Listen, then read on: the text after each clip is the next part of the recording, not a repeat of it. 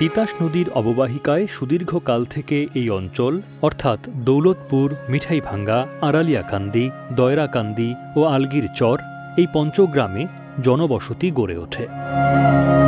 এই ৫ গ্রামের মধ্যে দৌলতপুরে সকালে একটি আড়ং বা বাজার বসত, যা এখন দৌলতপুর বাজার নামে পরিচিত। দৌলতপুর গ্রামে ১৯৪১ সালে একটি প্রাইমারি স্কুল প্রতিষ্ঠিত হয়েছিল, কিন্তু কোনো নিম্ন মাধ্যমিক বা মাধ্যমিক পর্যায়ের শিক্ষা প্রতিষ্ঠান ছিল না। তাই স্বাধীনতার আগে থেকেই এই গ্রামের নেতৃস্থানীয় ব্যক্তিদের মধ্যে একটি মাধ্যমিক পর্যায়ের শিক্ষা প্রতিষ্ঠান প্রতিষ্ঠা করার সুপ্ত বাসনা লালিত ছিল।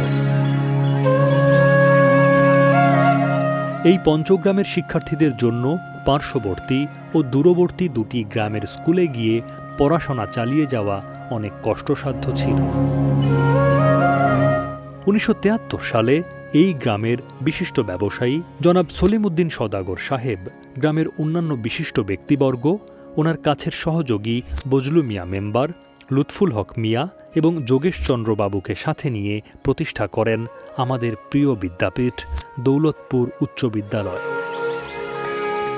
গ্রামবাসী, শিক্ষিত যুব সমাজ, প্রতিষ্ঠাতাবৃন্দ সহ সকলে মিলে ৫০ বছর আগে প্রতিষ্ঠা করেন এই দৌলতপুর উচ্চ বিদ্যালয়টি।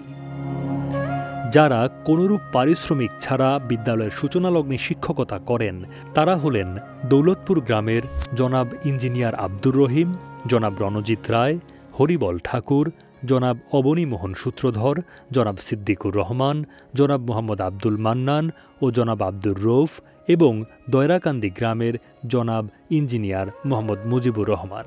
এই স্কুলের জমিদাতা ১০ জন, মোট জমির পরিমাণ ১৮৩ শতক, দাতা সদস্য ১৬ জন।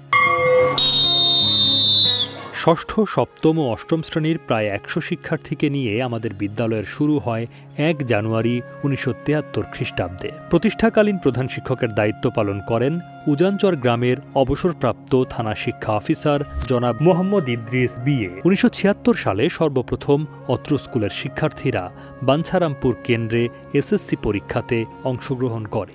জনাব এএফএম লুৎফুল হক মিয়া সাহেবকে বিদ্যালয়ের পরিচালনা কমিটির সভাপতি মনোনীত করা হয়। আমাদের বিদ্যালয়ের প্রথম এসএসসি পাশকৃত শিক্ষার্থী হলেন ১৯৭৬ ব্যাচে পাশকৃত প্রয়াত জাহানারা বেগম ও রেণুকা রায়। প্রথমবারের মতো প্রথম বিভাগ পেয়েছেন ১৯৮২ ব্যাচের মোহাম্মদ আব্দুল কাইয়ুম মোল্লা ও মোহাম্মদ আমানুল হক অলি। প্রথম অষ্টম শ্রেণীতে জুনিয়র বৃত্তি লাভ করেন মোহাম্মদ বাবুল মিয়া। প্রথম স্টার মার্কস প্রাপ্ত হন ১৯৮৫ ব্যাচের যৌথভাবে মোহাম্মদ শাহ আলম ও মোহাম্মদ বাবুল মিয়া। এই স্কুল থেকে প্রথম বিসিএস ক্যাডার প্রশাসন যোগদান করেন মোহাম্মদ বাবুল মিয়া এবং প্রথম এমবিবিএস ডিগ্রি লাভ করেন ডাক্তার মোহাম্মদ তাইফুর রহমান। এ পর্যন্ত স্কুলটি থেকে এসএসসি পরীক্ষায় অংশগ্রহণ করেছেন ৪৮টি ব্যাচের ১৯৬০ জন শিক্ষার্থী ও ১৩৬২ জন শিক্ষার্থী কৃতকার্য হয়েছেন।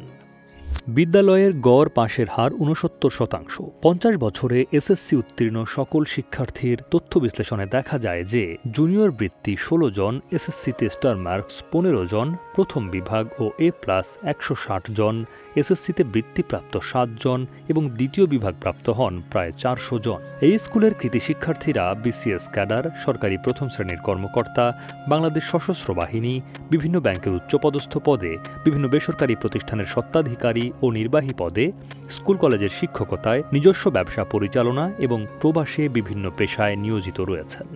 দৌলতপুর উচ্চ বিদ্যালয়ে এ পর্যন্ত ১৪ জন সভাপতির দায়িত্ব পালন করেন এবং ৮ জন প্রধান শিক্ষকের দায়িত্ব পালন করেন।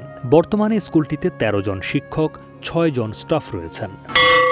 এই বিদ্যালয়ে একটি সুবিশাল মাঠ, পাশেই নৈসর্গিক খাল, শেখ রাসেল কম্পিউটার ল্যাব, সমৃদ্ধ গ্রন্থাগার, একটি ল্যাবরেটরি, 10টি ক্লাসরুম ও 3টি পৃথক ওয়াশরুম রয়েছে।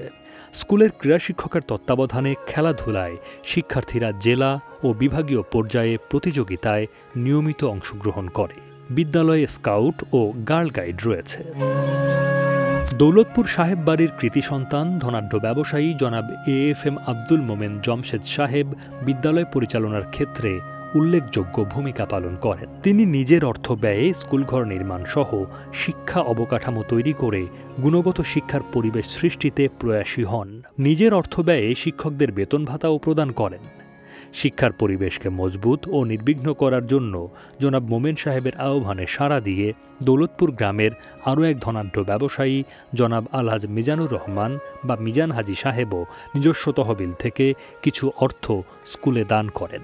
জনাব সলিমউদ্দিন সওদাগরের তৃতীয় ছেলে মোহাম্মদ আলমগীর সাহেবও স্কুলের সভাপতি থাকাকালীন অবস্থায় স্কুল পরিচালনায় সর্বাত্মক সহযোগিতা করেন। পঞ্চগ্রামের সর্বস্তরের জনসাধারণ বিদ্যালয় পরিচালনার এই মহৎ কাজে সর্বদাই সহযোগিতার হাত বাড়িয়ে দিয়েছেন। সেই ১ জানুয়ারি ১৯৭৩ সাল থেকে যাত্রা শুরু করে আজ এই মাহেন্দ্রক্ষণে ৫০তম বছর অতিক্রম করে এসেছে আমাদের প্রাণের প্রতিষ্ঠান দৌলতপুর উচ্চ বিদ্যালয়।